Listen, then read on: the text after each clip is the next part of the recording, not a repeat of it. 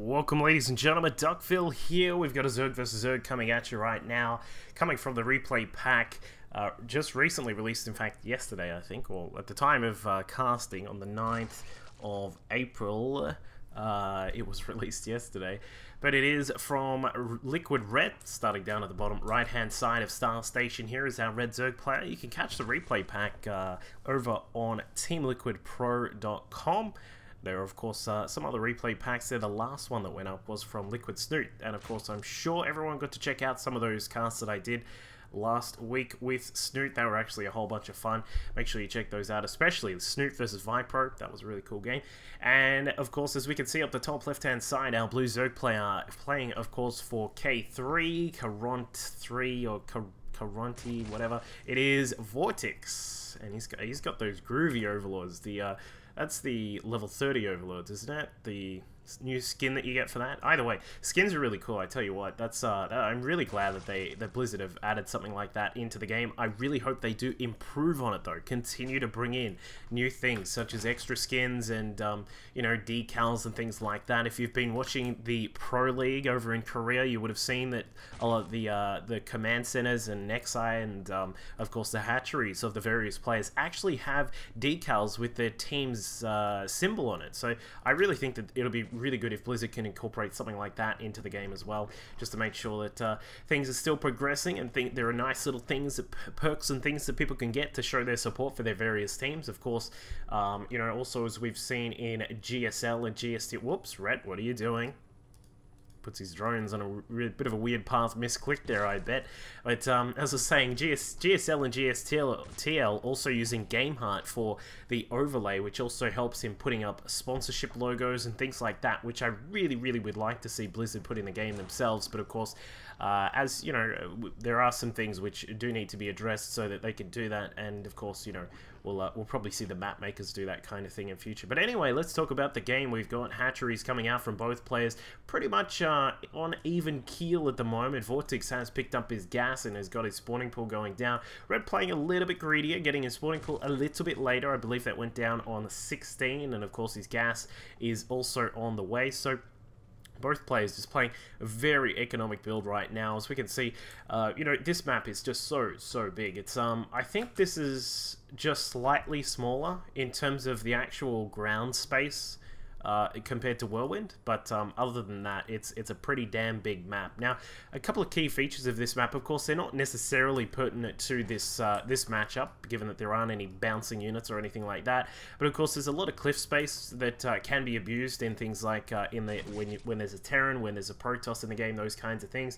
But of course, in ZvZ, what the key things that we're going to look at is, of course, whether the players, how quickly they can get their gases up and running, jump up to the lair tech, and then of course whether they'll be able to keep their third bases. We'll probably see both of these players look to take a third, and then that's when things will really start to heat up. Of course, the Spire comes down, and then mutas start to pop out, and slowly but surely we'll see the guys probably grab up a big total of mutas out of the map, because this game, this matchup, and this the style, the most prominent style, of course, is just the big cloud of mutas, which you do tend to see. And it can be quite, it can be, some people would say it's very boring, some people will say it's very interesting. I think it's very dependent on how skilled the players are. You can still be a player who is down in the muta count and come back against someone who may not have the best control, may not have the best map awareness, may not catch out Zergling run-bys and these kinds of things. So it's not necessarily like a completely, you're down one muta, you're dead, some kind of situation. So we'll see how it goes. Of course, oh, that's the level 30 thing, my bad. The Lings with the wings on the top there, that's what Vortix has right now. Finally finishes up his speed. We can see that the wings now pop out like a little a dragonfly just roaming around. Wants to see what Red is up to. He's going to see how much gas he has got coming in, and also, of course, you know, what kind of tech is he has invested in. Of course, you would rarely ever see roaches in these kinds of positions here. Both the players are aware that they are now cross spots, and that can be a very difficult thing to utilize roaches on, so it's very unlikely to see that kind of tech. Obviously, Vortix just wanting to have a quick look and see, you know, whether those gases had gone down for Red. So Vortix himself at the moment has gotten his 4 gases down. He does have the lair also on the way. It is actually just a tiny bit behind Rets at the moment, so things are going to change up just a little bit. We can see the lair now finishing up. We'll probably see that spire get constructing in just a second. There it is, morphing in, building in, whatever you want to call it. Why is it called a building once it's built? I don't really understand that. It should be just called a built. But anyway, we've got the spires coming along for both players, so it is going to transition into that Mutotech. Of course, a very powerful way to play this map, given that there is a lot of dead space behind the natural base here. You can dive in with some of the mutas, see if you can get some drone kills, and then pop back out straight away and be relatively free from harm. Of course, the same thing applies to the natural as well. So these kinds of things are very important to take into account, and now both players are going to go for their third bases, as we can see.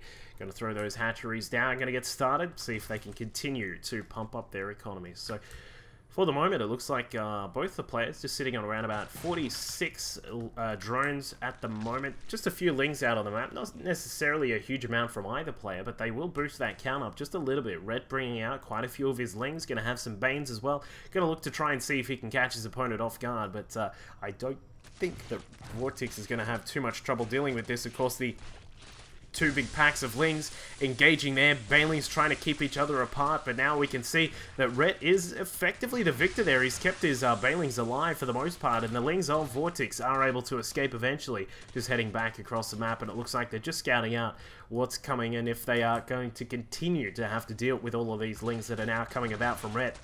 A few more banelings will also morph in from Vortix. Not going to get too far with those. Going to have to try and morph them in further up towards the natural. But the third base of Vortix is definitely going to have to get cancelled right now. Too many lings for him to try and defend against that. And as you can see, it looks like the extractors are also going to be food for Zerglings right now as well. As the battle still continues here, it looks like the lings of Vortix finally coming about. No real baneling presence here apart from these 3 from Vortix. So it looks like Rhett will back off. He's done some economic damage there. He's got his own mutas popping out. 6 of them on the way. He also has a pretty decent lead with the Carapace upgrade for those air units. However, he is going to suffer a little bit of a supply block right now, has fixed that up as of this present time, but is going to be able to have a little bit of a muta count lead right now.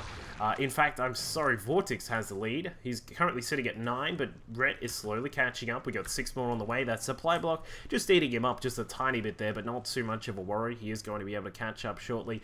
For Vortix, however, of course, his economy is going to be looking just a little bit better once this third base comes up and running, but Rhett is going to be far ahead in that regard. He's already got 5, 6 gases running along here at his third base. Of course, the drones inside the natural and the main mining away at those minerals, trying to pick up as much as they can, and we'll just see the clouds of mutas continue to grow now, as we can now see Nurchio doing a little bit of a sneaky tactic here. Vortix, sorry, up at the top right-hand side is doing a little bit of a sneaky tactic. Have I been calling him Vortix, Nurchio constantly? My bad. But Vortix now is going to try and push across with his mutas. He will be able to get a few more kills, maybe able to grab this Overlord here, which would be quite nice. He does come across, but does pick it off, but then is forced back as Rhett continues to grow his flock of mutas. We see them just coming about. In fact, is it a flock or a cloud? I'm not sure. I think we'll go with cloud just because of the way we see them all group up in this particular matchup, and we constantly see big battles of them. Looking at the unit count, of course, we can see that Rhett is just a little bit further ahead of his opponent. Vortix does have just 15 at the moment, going to continue to increase that count now up to 17, but Rhett also, of course, is boosting his up right now, and Rhett does have, keep in mind, Rhett has +1 on his Carapace already done, so he's going to look to try and push in and see if he can maybe get a little bit of a window of opening here, but not going to happen, because this map is so long, you have to travel so far to come across and attack your opponent, so Rhett just going to continue picking up the upgrades, +1 on the flyer attacks on the way. And we'll see how he's going to deal with this threat. But it looks like he is actually just going to go for a very heavy Brutalist push right now. Up to 28, and they are continuing to pop up and roam across the map. Looks like Rhett is just going to go in to see if he can get a kill here. He's going to find that the Brutalist flock of Vortix is a little bit lower than his opponent, down at 25. It is going to grow in just a second, but the upgrades, will they factor in? No, it looks like we're pretty much even for the time being. And the clouds engage. Lings down across to the side. Will Rhett be able to survive this attack? back? It looks like he will, because he does have the high Mutalisk count, not to mention he had some Lings on the ground that were also soaking up some of the damage. So Vortix is going to fall here. Just no real way to compete with that huge count of Mutas up in the sky. Of course, once you start losing your own, it starts to just spiral downwards. So really quick game there between these two players, Red and Vortix, and we do see Red taking the victory there. Nicely done by him to just power up that Muta count and take down his opponent. So make sure you stay tuned to the channel. We got more cool replays and VODs and all those cool things coming up soon. In total, the Spire just about to finish up, more Zerglings coming about as well, and the Ognis is starting to spread himself a little bit thinner, of course, looking towards taking a third base. This means that your defenses are spread a little bit further. As we can see, we've got Marines, we've got a few mines, and